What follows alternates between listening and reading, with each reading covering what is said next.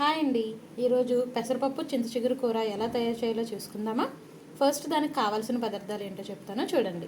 ఇది పెసరపప్పు తెలుసు కదా, నేను ఆల్రెడీ 1.5 అవర్ ముందరే నానబెట్టుకున్నాను. నానబెట్టుకుంటే ఏమవుతుందంటే పెసరపప్పు కొంచెం నాని బాగా ఉడుకుతుందండి. అండ్ అంతేకాక కొంచెం ఎక్కువ అవుతుంది అంతే. అప్పటికప్పుడు వండుకున్న ప్రాబ్లం ఏమి ఉండదు, బట్ నానబెట్టుకుంటే మనకు బాగుంటుంది. దాని తర్వాత వచ్చేసి వాటికి కావాల్సిన పోపు సామాన్లు అన్నమాట. చూడండి, ఇవి తెలుసు కదా నీకు. ఏంటిది? వెల్లుల్లిపాయలు. మేము వెల్లుల్లిపాయలు ఎక్కువ తింటాం. ఎండుమిర్చి, ఆవాలు అండ్ జీలకర్ర. దీనికి ఎక్కువ పోపు కూడా అవసరం లేదండి, ఇవి చాలు. అండ్ ఇప్పుడు అసలైన మెయిన్ ఇంగ్రీడియంట్లోకి వచ్చేస్తే చూడండి, చింతచిగురు. ఇదే మనకు మెయిన్ కావాల్సింది. ఓకే, ఇది యాక్చువల్లీ మనకి ఇప్పుడే దొరుకుతుందండి, ఈ సీజన్లోనే. జూన్ మంత్ ఎండింగ్, జూలై టైంలో వర్షాలు పడతాయి కదా, వర్షాలకి చిగురు బాగా వస్తుంది. వచ్చి ఏంటంటే చింత చిగురు కోసే కొద్దీ ఇంకా ఇంకా చిగురు వస్తుంది. ఇది యాక్చువల్ నేను కొన్నది కాదు, మా ఇంటి దగ్గర ఒక చెట్టు ఉంటుంది, ఆ చెట్టుకు కోసాను. మార్నింగ్ వాకింగ్కి వెళ్ళేటప్పుడు కోసి తెచ్చాను అన్నమాట.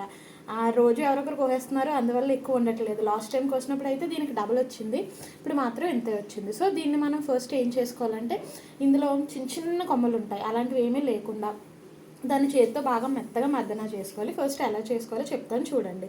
ఇందులో మనకు చిన్న చిన్న కొమ్మలు అలాంటివి ఉంటాయి, అవి ఏమీ లేకుండా చూసుకోవాలి. ఫర్ ఎగ్జాంపుల్ ఇది చూసారా మీరు, ఇది తీసుకోండి.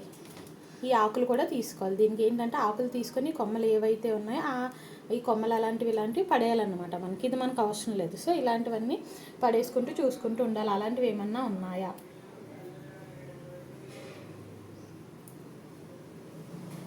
ఇదిగోండి, ఇది కొంచెం పెద్ద ఆకు, అవునా. ఇలాంటి ఆకు అప్పుడు ఏం చేయాలంటే జస్ట్ దీని ఆకులన్నీ తీసేసుకొని ఈ కొమ్మ ఏదైతే ఉంటుందో అది పడేసుకోవాలి. అది మనకు అవసరం ఉండదు. తినేటప్పుడు ఏమవుతుందంటే మన నోటికి తగులుతూ ఉంటుంది అన్నమాట. ఇదిగోండి చూడండి, ఇలా ఎక్కడైతే ఏవైతే చిన్న చిన్న కొమ్మలు ఉంటాయో అలాంటివన్నీ తీసేసుకుంటూ ఉండాలన్నమాట కొమ్మలు. ఓకే, సో చూడండి, దీనికి చిన్న చిన్న చిగురులు ఉంటాయండి. ఆ చిగురులే అసలైనది, మనం అవే తింటూ ఉండాలి. ఆ చిగురులు ఉంటేనే దీనికి తగ్గ టేస్ట్. ఇప్పుడు మార్కెట్లో అమ్ముతున్నారు కానీ అసలు ఈ చిగురులో చూసారా మీరు, ఈ ఎర్రందే అసలైన చిగురు అనమాట. అలాంటిది ఏమి ఉండట్లేదు, ఓన్లీ ఇంత పెద్ద ఆకులనే అమ్మేస్తున్నారు. అదే 100 గ్రాములు 60 రూపీస్కి, ఆర్ఎల్స్ 80 రూపీస్కి కూడా అమ్ముతున్నారండి. చాలా ఎక్కువ కాస్ట్గా ఉన్నాయి ఇప్పుడు చింత చిగురు. బట్ బాగుంటుంది, నాన్ వెజ్లో కూడా వేసి వండుకుంటారు. లైక్ చికెన్లో వేస్తారు, మటన్లో వేస్తారు, అండ్ ఈవెన్ ప్రాన్స్లో కూడా వేసి వండుకుంటారు. నాకు నా మ్యారేజ్ ముందు తెలియదండి అసలు చింత చిగురు ఉంటుంది, వండుకుంటారు అని. సో ఇంకో చెప్తున్నాను కదండి, నాకు పెళ్ళవకముందు నిజంగా చింత చిగురు అనేది తెలీదు అసలు. పెళ్ళి అయ్యాక మా అత్తయ్య గారు ఫస్ట్ టైం చింత చిగురు ఉండేరు. ఏంటండి ఇదంటే చింత చిగురు అమ్మ అన్నారు. నీకు తెలీదా అన్నారు. తెలియదు ఏంటంటే అంటే అయ్యో ఏంటి ఇన్ని సంవత్సరాలు నువ్వు చింత చిగురు తినలేదా అని అన్నారు. బట్ ఆవిడే నా ఫస్ట్ వండి నాకు పెట్టిన ఆవిడ చింత చిగురు అనేది టేస్ట్ రుచి చూపించారు. అప్పటి నుండి చాలా బాగా నచ్చింది. ఇంకా ఇదే కాదండి, ఆవిడ కందొడియం చేస్తారు, అంటే కందని కోరేసి చేస్తారనమాట. చాలా ఎక్సలెంట్గా ఉంటుంది. నేను నెక్స్ట్ టైం మీకు ఎప్పుడన్నా వండేటప్పుడు దాన్ని స్టేటస్ వీడియో తీసి పెడతాను, చూద్దురు కానీ చాలా బాగుంటుందండి. బట్ ఆవిడ వంటలు నిజంగా చాలా, వెజ్ వంటలు అయితే ఎక్సలెంట్గా చేసేవారు. బట్ ఆవిడ ఇప్పుడు లేరు మనతో, రీసెంట్గానే ఎక్స్పైర్ అయ్యారు మొన్న ఏప్రిల్లో. బట్ ఈ వంటలన్నీ చేసేటప్పుడు ఆవిడే గుర్తొస్తారండి నాకు, ఎందుకంటే ఆవిడ ఈ కొత్త కొత్త రుచులన్నీ నాకు నేర్పించింది. వాళ్ళ అమ్మగారంట. చిన్నప్పుడు ఆవిడ ఒక్కరితే సిస్టరు, వాళ్ళకి 4 అన్నదమ్ములు అనమాట. ఒక ఆయన చనిపోయారు, సో 3 అన్నదమ్ములు ఉన్నారు. ఈవిడ ఒక్కరితే అమ్మాయి అని చెప్పి వాళ్ళ అమ్మగారు చాలా బాగా చూసుకునేవారు. అంటే ఈవెన్ వాళ్ళ అన్నయ్యలు వాళ్ళందరూ కూడా బాగా చూసుకునేవారు. అంతే అండి ఇంకా. సో ఓకే, మనం ఇప్పుడు ఈ కర్రీలోకి వచ్చేద్దాం. సో ఇంకా చాలా ఉంటాయండి, నేను చేసేసాక మీకు చూపిస్తాను. చాలా వరకు తీసానండి నాకు వచ్చినంత వరకు. ఇంకా మనం ఎంత తీసినా సరే ఇంకా కూరలో వస్తూనే ఉంటుంది. సో ఇప్పుడు మనం ఇది తీసాక దీన్ని ఏం చేయాలంటే, మన 2 పామ్స్ మధ్యలో పెట్టుకొని ఇలా ఇలా ఇలా ఇలా బాగా రబ్ చేయాలన్నమాట. సో రబ్ చేయడం వల్ల ఏమవుతుందంటే, చూసారా ఎలా అయిందో, ఇలా అవ్వాలి. ఇలా అయినప్పుడు మనం ఇది కనుక పప్పులో వేసుకుంటే, పప్పు ఉడుకుతున్నప్పుడు చాలా టేస్టీగా ఉంటుందండి. కొంచెం పుల్లగా, కొంచెం ఇది యాక్చువల్లీ మా పాప చింత చిగురు తిందు, కానీ అది పప్పులో వేస్తే తింటుందన్నమాట. చూడండి, మన అరచేతితో మద్దన చేయాలన్నమాట. చూడండి, మనకి ఎంత వీలైతే అంతలా చేసుకోవాలి.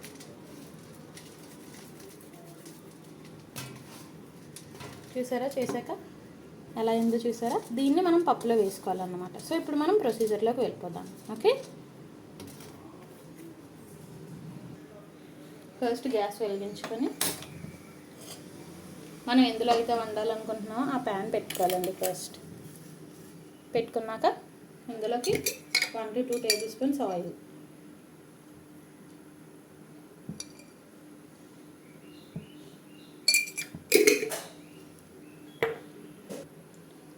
ఆయిల్ వేసుకొని ఆయిల్ హీట్ అయ్యాక ఫస్ట్ ఇందాక మీకు పోపులు చూపించాను కదా, అందులో ఫస్ట్ ఇందులో వెల్లుల్లిపాయలు వేసుకోవాలి. నేను ఇందులో కరివేపాకు అనేది వేయట్లేదండి, అదేంటి కరివేపాకు వేస్తారు కదా, ఎందుకంటే ఆల్రెడీ మనకి చింత చిగురు ఏదైతే ఉందో అది ఆకుకూరే, సో అందుకే నేను అందులో కరివేపాకు అనేది వేయట్లేదు. ఓకే, ఇవి మరిగాక ఆవాలు, జీలకర్ర,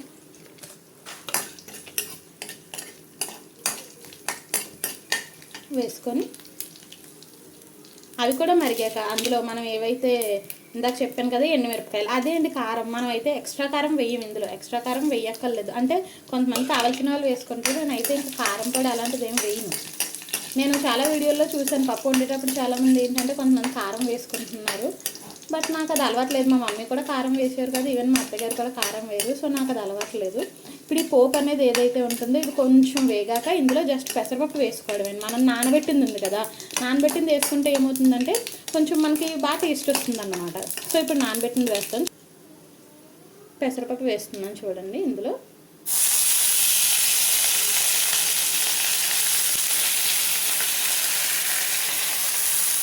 దీనికి క్వాంటిటీ కొలత ఏమీ ఉండదా అండి అంటారు. నాకైతే కొలతల లెక్కన తెలియదండి, ఎప్పుడు మా అత్తగారు కూడా కొలతలు ఏం చెప్పలేదు. చింతచిగురు ఎంత ఉందో చూసి దాన్ని బట్టి ఒక కప్పు, నేను ఎప్పుడు పప్పుల్లో కప్స్ పెట్టుకుంటాను అనమాట. జస్ట్ ఒక 100 గ్రామ్స్ది, లేదంటే ఏమైనా మూతలు ఉంటాయి చూడండి, అంటే ఫర్ ఎగ్జాంపుల్ ఇది చూడండి, ఇలాంటి కప్స్ పెట్టుకుంటాను అనమాట. ఈ కప్తోనే మెజర్ చేసుకుంటాను. అలాంటిది ఒక కప్పు వేసాను పప్పు, అంతే, అంతకు మించి ఇంకా పప్పు వేయలేదు. ఎందుకంటే చింతచిగురు అది కొంచెం తక్కువ ఉంది కదా, అందుకు అంతే వేసాను. వేసాక దీన్ని చూడండి కాసేపు జస్ట్ ఒక 1 minute ఆ పచ్చి వాసన పోయేంత వరకు ఏం చేయాలంటే దీన్ని బాగా వేపుకోవాలి. సో జస్ట్ ఒక 1 minute చాలండి, ఎక్కువ అవసరం లేదు. ఇది వేగాక ఏం చేయాలంటే పప్పు అనేది వేగాక ఇందులో వాటర్ వేసుకోవాలి. కొంతమంది ఏం చేస్తారంటే పప్పుతో పాటు ఉప్పు వేస్తారండి, అలా అయితే పప్పు త్వరగా ఉడకదంట. మా అత్తయ్య గారు చెప్పారనమాట, నాకు తెలీదు. త్వరగా ఉడకదు, గట్టిగా ఉంటుంది పప్పు, తిన్నప్పుడు టేస్ట్ కూడా అంత ఉండదు అని చెప్పారు. సో అందుకే నేను ఇంక ఇప్పుడు ఓన్లీ వాటర్ వేస్తున్నాను, సాల్ట్ అన్నది ఏమీ వేయట్లేదు.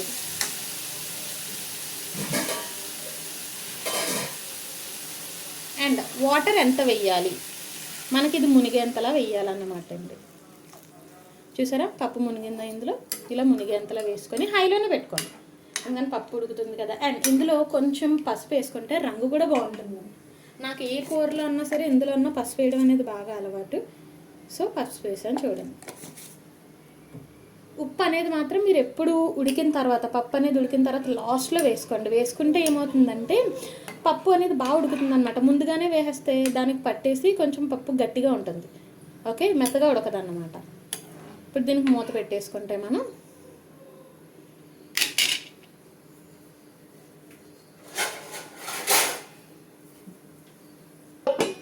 మూత పెట్టేశానండి. ఒక 5 minutes హైలో చూసుకుంటూ ఉండండి, ఎందుకంటే పెసరపప్పు కదా ఏమవుతుందంటే పొంగిపోతూ ఉంటుంది అన్నమాట. సో అందుకు జస్ట్ ఒక 5 minutes 3 minutes అలా హైలోనే ఉంచుకొని చూసుకొని పొంగుతుంది అన్నప్పుడు సిమ్లో పెట్టేసుకోండి. చూసారా పొగలు ఎలా వస్తున్నాయో పక్క నుంచి, అది పొగలు వచ్చింది.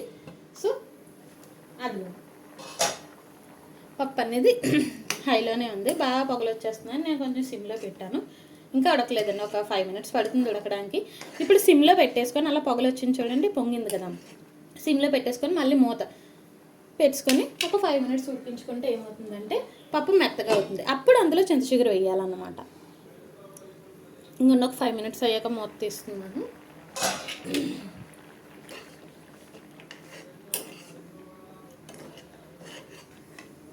ఇంకా ఉడకలేదండి, చూస్తేనే తెలుస్తుంది కదా మనకి.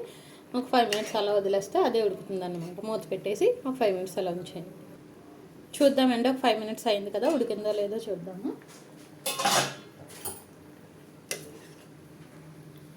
పర్లేదండి, కొంచెం ఉడికింది చూడండి, ఒకసారి చూపిస్తాను పక్కన.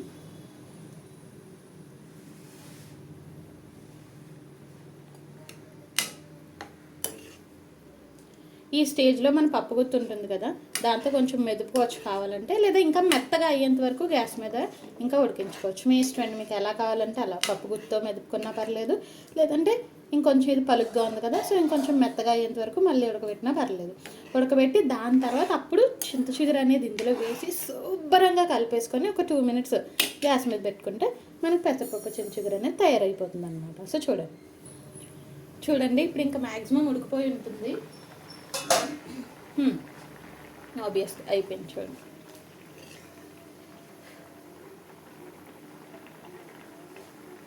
ఇంకా అయినట్టే అండి, మ్యాక్సిమం ఇంకా అయిపోయింది. ఇప్పుడు మనం ఏం చేస్తామంటే ఇందులోనే చింత చిగురు వేసుకొని దాన్ని కలిపేసుకొని ఒక 2 minutes or 3 minutes గ్యాస్ ఆన్లో ఉంచుకొని తర్వాత కట్టేయడండి, అంతే. ఇంకేం లేదు ఇందులో.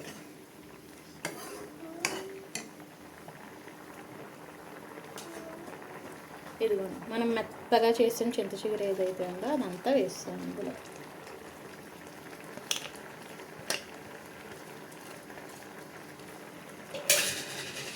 వేసి మొత్తం ఫుల్ అంతా బాగా కలపాలన్నమాట.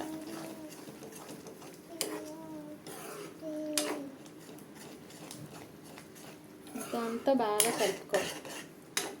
మనం ఇప్పుడు కీ ఇంగ్రీడియంట్, మనం అసలు ఇందులో సాల్ట్ వేయలేదు కదండి, నేను చేసినప్పుడు మీరు చూస్తున్నారు కదా, ఇందులో నేను సాల్ట్ అన్నదే వేయలేదు. సో ఇప్పుడు సాల్ట్ కావాలంటే సాల్ట్, లేదంటే కల్లుప్పు, మీరు ఏది వేసుకుంటారో అది రుచికి తగినంత వేసుకుంటే అప్పుడు అసలైంది రెడీ అయిపోతుంది మనకి పెసరపప్పు చింత చిగురు. నేను కల్లుప్పు ఎక్కువ వేస్తాను అంటే మా అత్తగారు అదే వాడేవారు. సో గ్యాస్ పక్కనే ఉంటుందన్నమాట. సో అందుకే ఇంకా నాకు ఆ అలవాట్లో కల్లుప్పు వేస్తాను. రుచి చూసుకొని రుచికి తగినంతగా ఇంకా కావాలంటే ఇంకా వేసుకొని మీరు ఇలా కలుపుతూ అడుగు నుండి ఇలా కలుపుతుంటే ఏమవుతుందంటే పప్పు అన్నది ఏమన్నా అక్కడక్కడ గట్టిగా ఉన్నా సరే ఇంకొంచెం మెత్తగా అయిపోయి బాగా తయారైపోతుంది అన్నమాట మనకి.